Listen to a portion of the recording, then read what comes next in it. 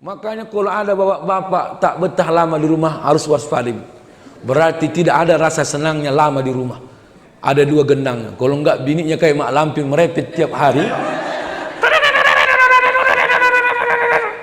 Apa enggak pening? Enggak bagus nak diminum kopi, goceng 5 jam enggak pulang-pulang. Wah, tambah air, tambah air, tambah air. Kalau pulang mohon maaf kena repet. Di sana dia aman, dia rokok banyak kawan ya kan, pura-pura pegang ambil sebatang, pura-pura pegang ambil sebatang. Tahu ada ilmunya ya kan, digini-ginikan semalam ada di Labuan Batu tabrakan, digini-ginikannya dulu rokoknya, rupanya nengok isinya, oh masih ada, ambil sebatang. Ilmunya main.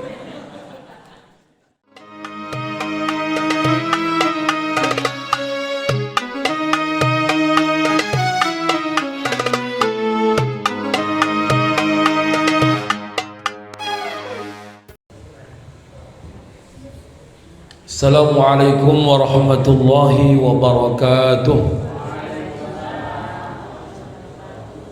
Alhamdulillahi rabbil alamin. Wassalatu wassalamu ala sayyidina Muhammadin wa ala alihi wa sahbihi ajma'in. Subhanaka la ilma lana illa ma 'allamtana innaka antal alimul hakim. Shadaqallahul azim. Bapak dan Ibu yang saya hormati, bersyukur dengan ungkapan lafaz alhamdulillah, salawat dan salam kepada junjungan alam Nabi Muhammad Rasulullah sallallahu alaihi wasallam. Allahumma salli ala sayyidina Muhammad wa ala ali sayyidina Muhammad. Mudah-mudahan kita layak menjadi umat yang mendapat syafaat, amin rabbal alamin. Bapak Ibu yang saya hormati, kaji kita hari ini saya kutip dalam kitab Al-Mustasfa fi Sunanil Mustafa yang ditulis Al-Imam Muhammad bin Sa'id bin Ma'an Al-Quraizi Al-Lahzi. Beliau wafat tahun 567 Hijriah. Dalam kitab ini ada ungkapan Rasulullah sallallahu alaihi wasallam yang menjadi materi kita pada malam hari ini. Seorang yang dianggap baik dalam pandangan manusia, tapi dialah hamba yang paling buruk dalam pandangan Allah. Maka kaji kita hari adalah seburuk-buruk hamba dalam pandangan Allah. Siapakah itu? Pertama adalah bi'sal abdun taghayyala wa ikhtala wa nasyal kabira mu'ta'an. Seburuk-buruk hamba adalah orang yang sombong, berbangga diri, lupa dia bahwa zat Allah lah yang maha tinggi dan maha besar. Jadi biar sadar diri kita Pak, jangan sombong. Kita berpikir walau kita paling dihormati, paling dihargai, paling dipuji, tapi tarik. Ternyata di atas ketinggian orang memuji saya, Allah yang maha tinggi. Maka ciri-ciri orang yang sombong itu Bapak Ibu adalah laksana orang yang melihat seseorang dari gunung, melihat orang di bawah kecil. Betul nggak Pak? Ciri-ciri orang yang sombong itu, dia melihat orang lain kecil di bawah, tapi tak sadar dia orang lain pun melihat dia dari bawah kecil di atas. Itu mana? Betul nggak bukan? Orang yang dari atas gunung melihat orang di bawah kecil, kecil kali orang ini, tapi tak sadar dia yang dari bawah melihat dia ke atas. Mak, siapa yang di atas sana kok kecil kali nggak nampak? Itulah perumpamaan orang sombong. Maka orang yang sombong itu ciri-cirinya bisa kita lihat ada 3. Pertama, tak menghargai orang lain. Nah contoh nih Pak, ya, tak menghargai orang lain, bercakap cakap dia yang mau didengar. Kalau cakap orang tak open dia. Oh, kalau ngasih masukan harus pendapat dia yang betul. Pendapat orang tak ada yang masuk sama dia. Kenapa? Merasa dia segalanya di sini. Apalagi sudah sampai anania. Kalau enggak karena aku BKM-nya, mana jadi masjid nih? Inilah penyakit orang sombong. Berapa kali rupanya kau? Ini mohon maaf Pak. Maka Bu, jangan sombong. Yang kedua, ciri-ciri orang bersombong apa? Suka merajuk. Suka merajuk. Kalau tak dia opini orang dia merajuk, nggak ke masjid lagi. Kalau macam kami Pak, nggak dikasih imam merajuk. Suka dia imamnya baru dia senang. Oh itulah dia itu. Di sini nggak ada itu, nggak ada bedanya. Pantang tak top, itu ciri-ciri orang sombong. Pantang tak top, suka dia semua, suka dia yang megang semua, biar dianggapnya akulah. Kalau nggak ada mungkin aku di sini, nggak bisa kalian kerja ini. Itu nampak ciri-cirinya. Ya, maka siapa yang tukang merajuk di masjid ini orang sombong itu. Kawan ini mak nggak dihargai sedikit, nggak datang bapak, nggak merajuk dia semalam, nggak disuruh doa, merajuk dia. Merajuk dia semalam apa? Nggak disuruh marhaban, nggak datang dia semalam, merajuk. Ciri-ciri orang sombong. Maka saya pribadi Bapak Muhammad, kalau dituruti tak dipakai orang pun sudahlah. Engkau udah bosan orang sama ilmu awak, ya kan? Tak dijadikan imam, biarlah enak jadi makmum, tak ada dosanya. Sama dia imam salah, semua sama dia dosa jamaah. Apa ya wak sosok kali? Muhammad bangunin lantai aja, mau abang ajan aja, ya kan? Tak ada khotib, tak ada imam, lantaklah sekali. Yang penting aku ajan, lebih besar pahalanya. Berapa banyak orang yang datang dari panggilan ajanku, itulah pahala abang. Ketimbang awak Muhammad semua pantang tak top. Tak usahlah Pak. Itulah kelebihan hikmah orang yang bodoh. Tahu Bu? Hikmah orang yang bodoh tak banyak dosa. Enggak ada taunya. Kalian aja lah, kalian aja lah, kalian aja lah. Ya, Muhammad izin. Orang-orang tua kami yang kami hormati, nanti di yaumil qiyamah apa kata Rasulullah sallallahu alaihi wasallam? Yuhsarul mutakabbiruna yaumal qiyamati amsalaz zarri fi suratir rijali. Orang-orang yang sombong nanti di yaumil qiyamah kata Rasulullah sallallahu alaihi wasallam seperti semut-semut kecil yang berbentuk manusia. Itulah orang yang sombong nanti di yaumil qiyamah seperti semut-semut kecil yang berbentuk manusia. Kau besar di dunia, merasa kau raja, tapi nanti di akhirat kau hanya sebentuk semut yang bentukmu seperti manusia. Siapa yang kecil ini? Oh, ini yang di masjid Al-Ikhlas tukang merajuk itu. Kocik kali wak tak nampak wak. Dulu wak aja yang nampak di masjid sana, ini wak tak nampak lagi. Ciri-ciri orang yang sombong. Orang tua kami yang kami hormati, bahkan Luqmanul Hakim berpesan kepada anaknya yang Allah tuangkan dalam Al-Quran. Apa kata Allah? La tusaghir haddaka linnas wa la tamsi fil ardi marha innallaha la yuhibbu kulla mukhtalin fakhur. Wahai anakku, janganlah kamu berjalan memalingkan mukamu dari manusia. Kadang-kadang bercakap Pak sama orang kaya Pak, yang miskin di sebelahnya tak dicakapinya. Mulai dari tadi duduk. Orang sombong itu. Kalau sama orang kaya, iya Pak Haji, ya Allah, ya Allah. Yang sebelah nengok. Bentar, diam kau dulu. Yang kawannya yang kaya ini nampak di setelahnya wajahnya biar dia dihargai bicara. Tapi yang miskin ini yang tak punya apa-apa, bercakap pun dia tak dihargai orang. Maka Bu, siapapun yang datang kawan awak bercakap, hargai walaupun dia bukan siapa-siapa. Bisa-bisa karena cakap dia awak Muhammad dapat pahala. Itulah, maka saya sedih kalau orang miskin yang mengundang ke rumah, walaupun dia rajin mengaji, rajin wirid, enggak ramai orang datang Pak. Wirid malam Jumat depan tempat Pak Anto. Siapa Pak Anto itu? Pak anak Tono, Anto anak Tono. Apa yang terjadi? Insya Allah tak ramai orang datang. Tapi kau diundang Pak, gua anggota dewan, undang pejabat besar. Oh, di mana? Dia yang nanya, di mana kita wirid? Dia yang nanya itu, di mana kita wirid? Tempat Pak, oh jelas ini, jelas ini. Kalau Bapak nih wirid, makan jelas ada. Tapi orang miskin sebelah rumahmu tak datang kau. Orang kaya yang undang cari muka. Oh, cari muka. Siap Pak Haji. Ini yang banyak orang sekarang. Itulah Muhammad. Apalagi jangan kau berjalan di muka bumi dengan keadaan sombong. Tahu Ibu, ciri-ciri orang yang berjalan di atas bumi ini dengan dalam keadaan sombong?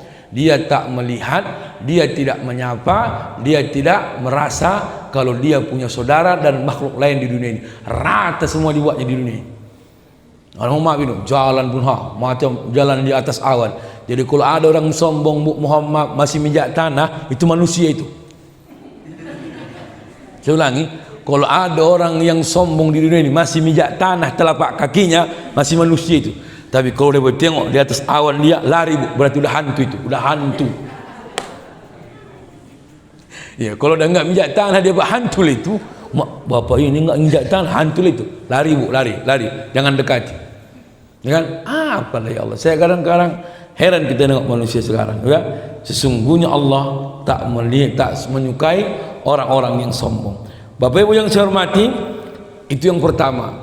Seburuk-buruk hamba orang yang merasa sombong tapi dia tak tahu Allah lah yang maha tinggi atas segalanya. Yang kedua, bi'sal abdu abdun tajabbara wa'tada wa nasya jabbarul a'la.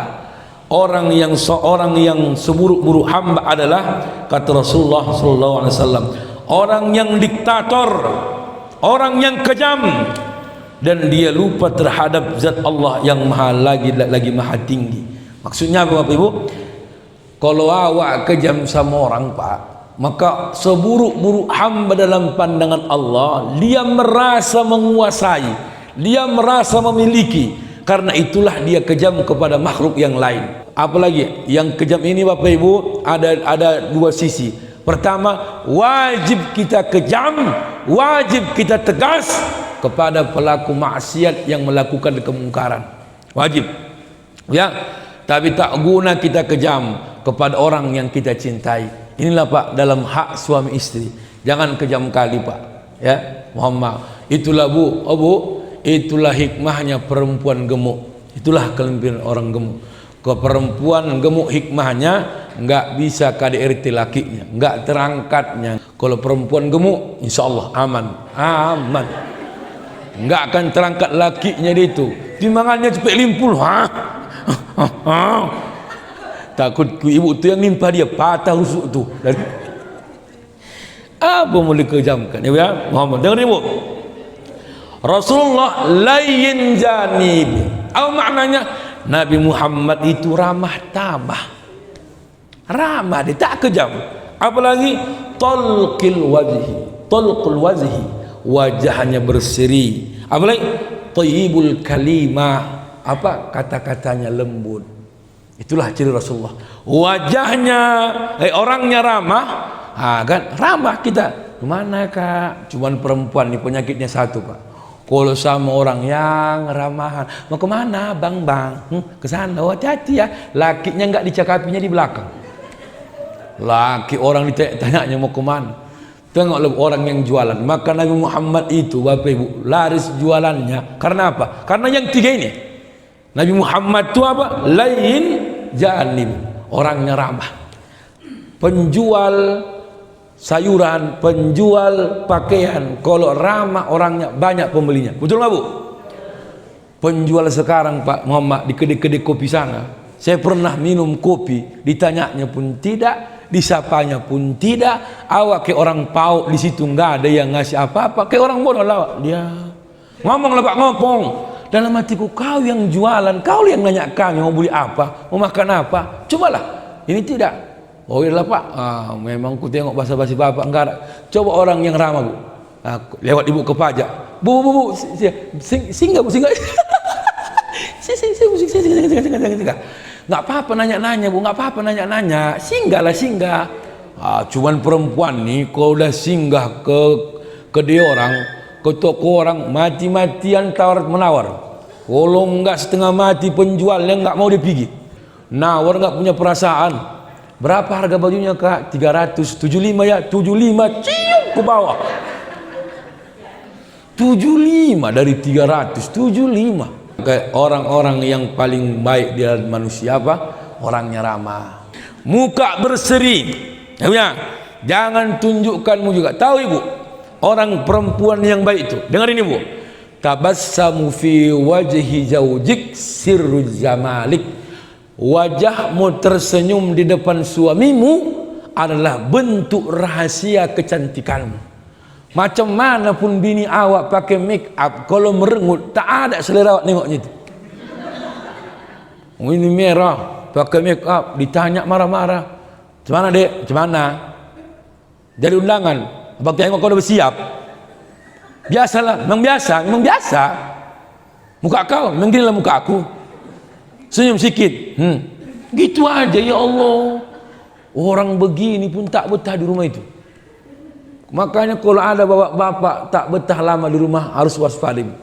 Berarti tidak ada rasa senangnya lama di rumah. Ada dua gendang. Kalau enggak bininya kayak mak lampir merepet tiap hari. Apa enggak pening, enggak bagus nak minum kopi, goceng 5 jam enggak pulang-pulang. Wah, tambah air, tambah air, tambah air. Kalau pulang mohon maaf kena repet. Di sana dia aman, dia rokok banyak kawan ya kan, pura-pura pegang ambil sebatang, pura-pura pegang ambil sebatang.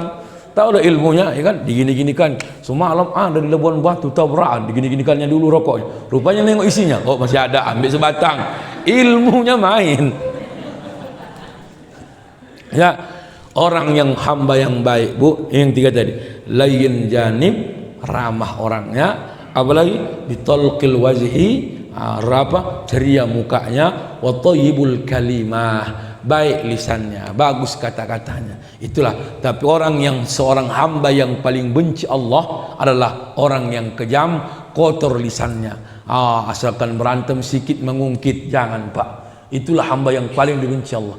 Laki-laki ini penyakitnya bu, nggak usah bohong pak. Kan laki-laki penyakitnya kalau marah, kejamnya, bukan memukul, kata-katanya yang menikam hati istrinya setiap bicara. Kau mikir kau, kau mikir kau. Kalau nggak nikah kau sama aku nggak jadi apa-apa kau, biar tahu kau. Dari nol kau bawa, dari nol dia tahu kau. Dia tahu kau. Kalau nggak tahan kau bungkus pakaianmu, pulang kau. Kayak kau ini berserak di Jalan Karya ini, berserak gitu. Yang janda ada, gadis ada, lansia ada, pas macam-macam. Ya lansia pun ada kayak waktu. Sama anak pun begitu. Mohon maaf pak, tengok zaman sekarang nggak ada iman lagi pak yang tersisa di hatinya. Berantem sedikit sama lakinya, sama bininya, anaknya yang dibunuhnya. Kan kejadian baru-baru ini. Dia yang bertengkar sama bininya, anak sekecil ini, itu yang jadi sasaran. Coba, mana tahu dia masalah ayahnya dengan mamanya, simpan. Kalau kita marah, jangan pernah ikut campur anak. Kenapa? Ingat bu, seorang anak yang melihat kekasaran ayahnya kepada anak mamanya, pasti membentuk karakter anak itu keras.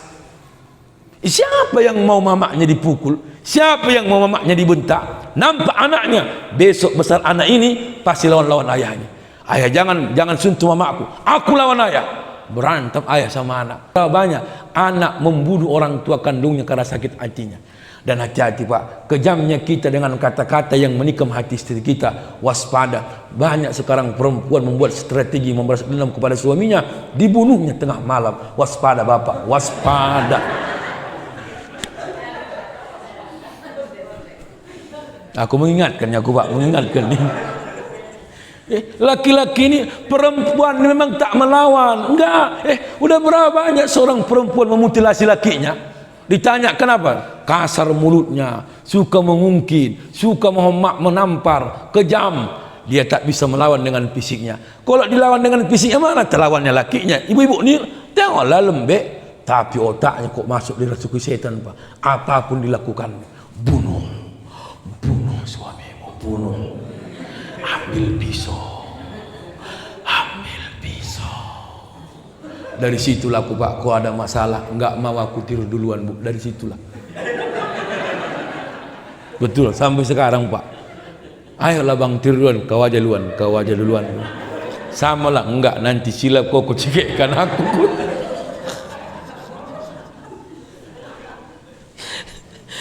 Allah Akbar. Ya, itu ya. Jadi kalau pengen kita menjadi hamba yang disenangi Allah, hamba yang disenangi manusia, memang kita itu kalau kejam ditakuti orang memang pak, takut orang memang. Oh kejam kali bapak tua, tegas sekali bah. Apalagi pejabat pak, kejam-kejam sekarang. Tak satu jalan non job, tak satu jalan pindahkan, tak cocok sedikit pecat. Orang sekarang kejam. Macam aku mohon maaf, jujur aja bu, aku bilang sama bang nih, aku bang di Aceh baru sampai tadi, mohon maaf mas bu, jam berapa maghrib bang? 6.12, oke lah mas bu. Saya bilang kalau memang tak bisa, nggak apa-apa cari aja usaha yang lain. Saya bilang kan, tapi usahakanlah ustaz kalau bisa. Kalau BKM yang lain Pak, mohon maaf, terlambat nggak masuk satu kali pecat, lewat proyek. Sikit-sikit khotib nggak datang pecat. Kejam-kejam BKM sekarang. Mulut-mulutnya pun tajam. Aku udah kurasakan dulu waktu jaga masjid. Oh, asalkan nanti kotor sikit datanglah dia. Macam dia yang punya masjid nih. Oh, kau mikir kau nggak bisa kerja kau ya? Berserak kotornya lagi, tak apa kerjamu di masjid ini. Kau semua di sini kau dibayar, kau kerja pun malas. Kalau nggak tahan kau cabut kau. Demi Allah Bu, menangis saya bang dalam kamar. Demi Allah, mohon maaf bang ya. Aku bukan menyinggung abang nih yang jaga masjid di sini. Tapi yang kurasakan ini 8 tahun, tajam-tajam mulut jamaahan. Menangislah. Oh ya Allah, bukan duit dia yang bayar aku. Impak orang yang bayar aku. Macam dia yang punya duit masjid. Saya bungkus pakaian saya Pak, sambil menangis. Oke lah Wak, cabutlah kuat. Macam mana tak menangis? Awak kuliah bang, awak sapu masjid, jam-jam 6. Awak kuliah, mana tahu orang, mana tahu awak siapa yang masuk kamar mandi, mana tahu awak yang dari mulai pagi ke zuhur masuk ke masjid. Nampaklah cap kaki, dibilangnya lawak nggak ngepel, dibilangnya lawak mohon maaf nggak nyapu. Ini mohon maaf bang, demi Allah tak ada pesanan ini. Hatiku yang menyampaikan karena kejamnya manusia sekarang. Tahu, kau nggak bisa kau cabut kau. Banyak yang mau tinggal di masjid nih. Oke lawak aku pikir, tapi doa aku satu, yang baik-baik doaku, ya Allah panjangkan umur Wak ni ya Allah. Besok kalau menjadi aku besok, Allah buktikan berubah rezeki orang, macam-macam nasib orang. Hari ini aku penjaga masjid, besok suatu saat 20 tahun atau berapa tahun sehat Wak ni jumpa udah sukses aku. Diundangnya aku ceramah Pak, Ustadz ini Ustadz Abdil ya? Iya Pak, dari mana ini? Dari masjid ini. Oh bisa Ustadz ceramah Ustadz? Bisa. Datanglah saya, ku ingat nama masjidku. Oh ini belum berangkat, ini pernah aku tinggal di masjid ini hampir 2 tahun. Masuk saya Pak, ku parkirkan motorku Bu, sap, datang Wak. Wah, udah pakai mobil kau Dil ya? Kata Wak sebelah. Yang memaki-maki aku ini, yang kotor mulut ini, itu yang undang aku. Macam ku tanda Ustaz. Dalam hatiku, lebih tanda ku sama kau Wak, aku bilang.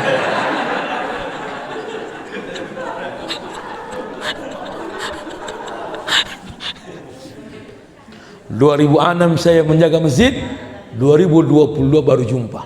12 tahun berubah rezeki itu Bu.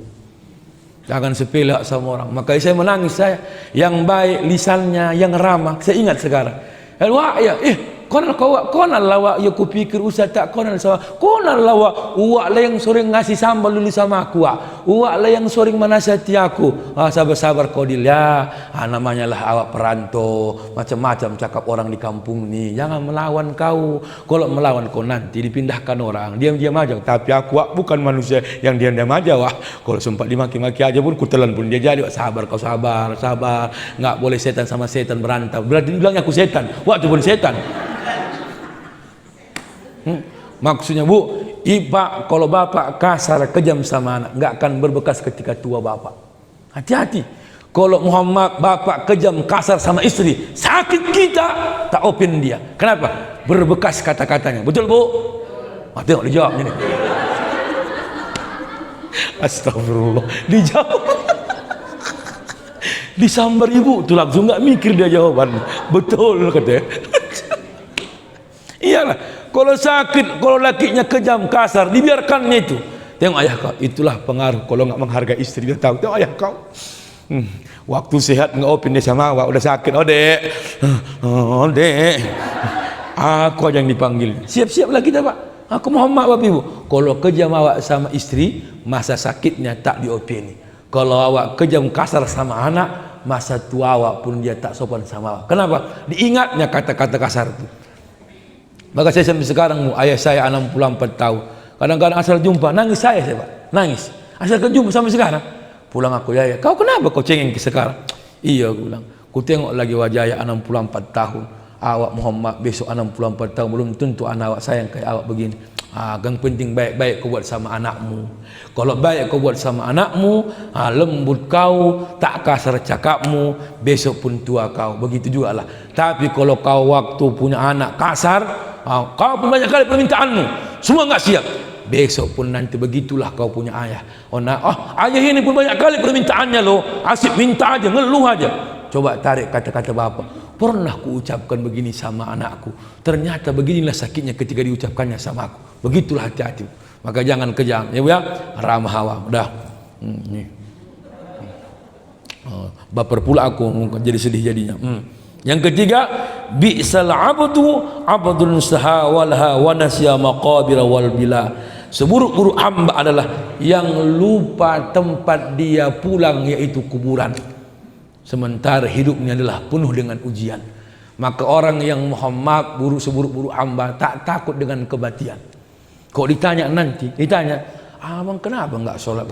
Allah, sholat ini pun enggak menjamin masuk surga. Iya, apalagi yang tak sholat dijamin masuk neraka. Cobalah jawaban dia, Pak. Rajin kali, rajin pun enggak sholat belum tentu masuk surga. Memang betul. Tapi yang enggak sholat dijamin langsung masuk neraka, biar tahu kau. Makanya orang yang di luar sana itu orang yang pintar-pintar, Pak. Kalau ditanya hukum paling pintar orang itu, wak, taunya wak berjudi itu haram, tahu. Tahunya wak kalau minum khamar itu haram, tahu. Kenapa wak tak tahu, Pak? Itulah yang enggak tahu aku, Ustaz. Itu pula jawaban dia.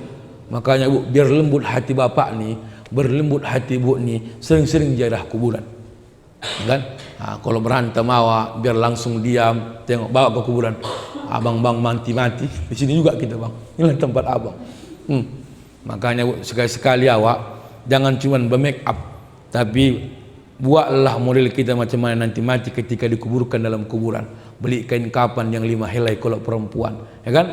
Ambil kapas, masukkan ke hidung, lah putar-putar kain kapan tu. Awak tengok muka, Allahu Akbar. Gini lah modelku kalau mati ya. Kok sombong kali lah aku, ya Allah.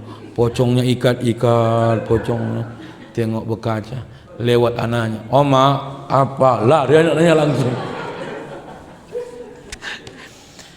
Ya Bu Muhammad, Allah, coba Bu, makanya saya suka lagu-lagu El Suraya.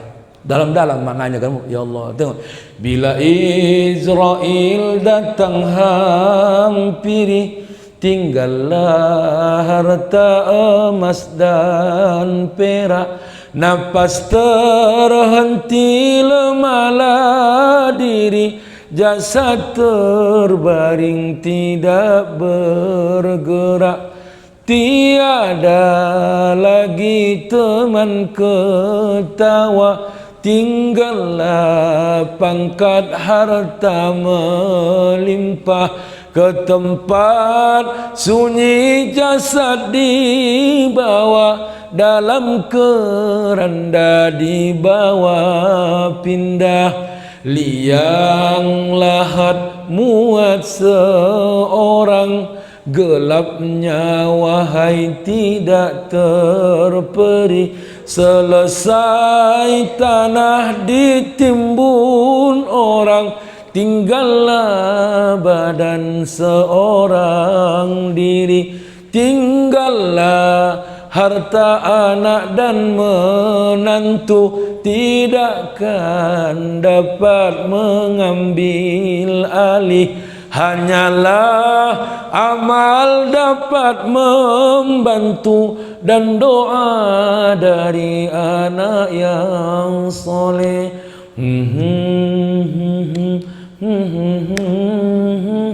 Bayangkan itu, bukan?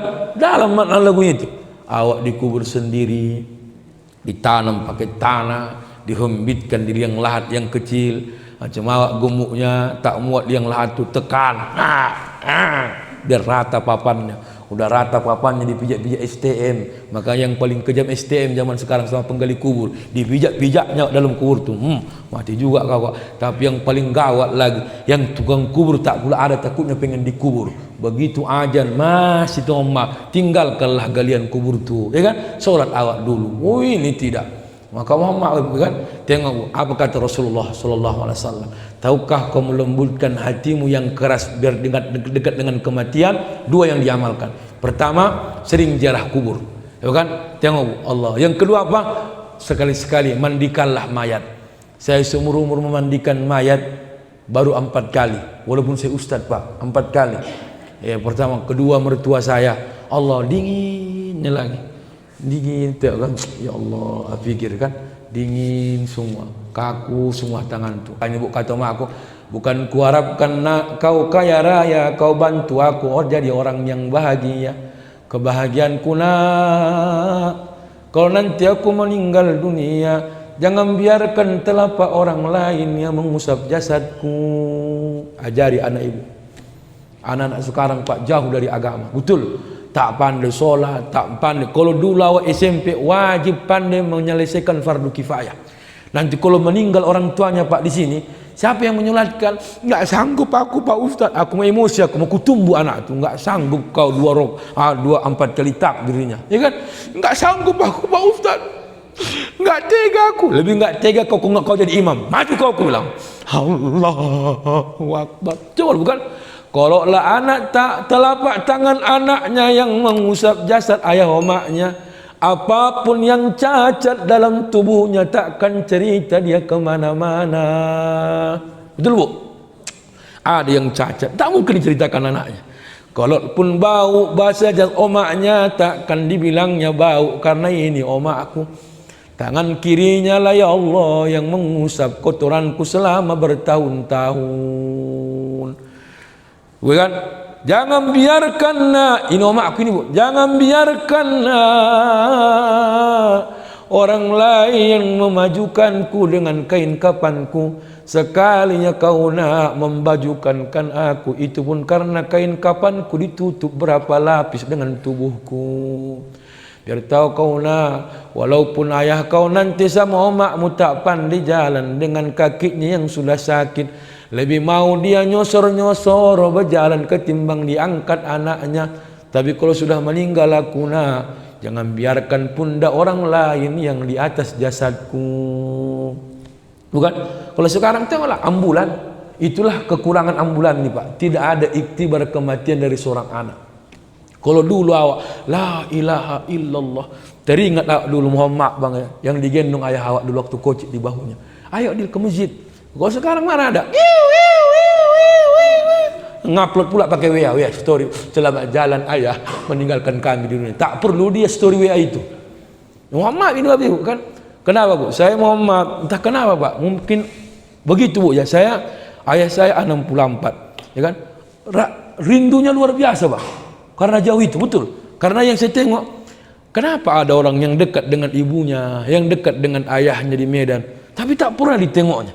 Asalkan nggak kemari kalian, nggak sempat mak. Saya mungkin karena jauh bu ya, di Rantau Perapat, 6 jam perjalanan. Kadang-kadang ya Allah, kadang menelepon, yang takutan saya Pak, kalau menelepon omakku sama ayahku, paling berdebar hatiku, takut aku kabar duka.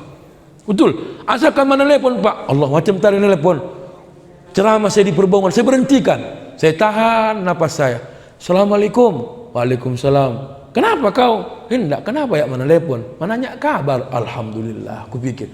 Sompat Pak. Assalamualaikum. Ada saatnya nanti akan dapat kabar itu. Assalamualaikum. Ayah kau sudah. Allahu Akbar. Itulah dia.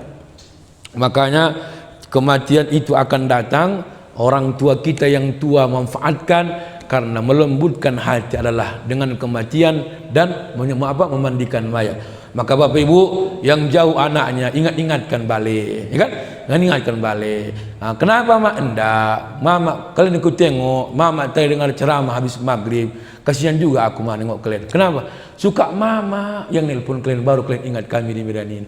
Suka mama yang video call baru kalian ingat kalian di Medan ini. Kalian yang punya orang tua sekali tanyalah kabar ayah kau. Ini enggak, kapan kalian balik? Enggak sempat awak lo ya. Oh ya ya, enggak apa-apa lah kapan balik. Begitu meninggal, udah meninggal ayah.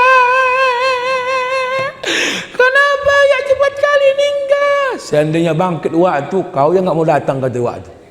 Ya, Muhammad izin. Jadi Muhammad Ibu, ini Muhammad Pak. Ada rasa apa namanya? Ada rasa yang awak takutkan itu bu. Saya anak paling pertama. Padahal kau ingat-ingat Pak, saya kuliah 4 tahun jarang ditelepon. Saya pesantren 6 tahun, Muhammad. Tapi karena saya dengan ayah saya satu hobi, memancing sama, kadang-kadang digendongnya awak di atas bahunya. Itu yang awak sedihkan. Sekarang awak udah 30 lebih. Kadang-kadang iya pula ya. Begini rupanya rasanya kalau jauh dari orang tua. Ya makanya kok saya lewat bu. Ayah saya penjaga masjid, makanya saya tahu bang. Makanya saya menangis. Kenapa? Ayahku juga digitukan orang, ya kan? Uang ini pun nggak bersih nyucinya, digaji sekian. Saya pun penjaga masjid, Makanya kata-kata tadi itu saya tarik sama diri saya dengan ayah saya, bukan yang lain. Tidak. Ketepatan pula abang ni yang jaga masjid, ya kan? Kalaupun ada yang abang dengar begitu bahasanya, anggaplah masa lampau. Namanya merantau, begitulah mulut orang, ya. Makanya biar lembut hati ni, Bu. Tengoklah, aku aja yang tukang lucu aku bisa menangis aku malam ni. Kenapa? Mengingat kematian tadi itulah. Makanya ibu bangkitkan bapak ni, ya kan? Jangan ibu bilang nasihati baik-baik, bang, solatlah bang. Abang udah 68 loh bang, parah kali abang ku tengok. Cuman ngomongnya baik-baik, jangan ngejek. Abang gak sadar udah bawa tanah. Ibu bapak ni gak nerima itu. Syukur aku bawa tanah, kau bawa limbah kata, berantem lagi. Dia bilangnya pula bawa tanah, dia bawa limbah. Bukan gak coy, bilang baik-baik. Angkat dia, ayolah bang solat bang. Kalau bisa bang jadi imam bang, Allahu Akbar. Terharu aku, imam lah bapak ni. Oh ma, menangis buat perempuan. Bukan karena bangga, takut dia lupa dibacaannya. Apa yang dibaca lakiku ini ya. Tak pernah jadi imam ini. Ini kalau sempat tak ada dapatnya hafalan ayatnya. Malu kali aku sama anak-anakku ya Allah. Menantu ikut pula lah berjamaah. Cucu 4, Allah Tuhanku. Betul kejadian. Bismillahirrahmanirrahim. Yasin, biar agak keren.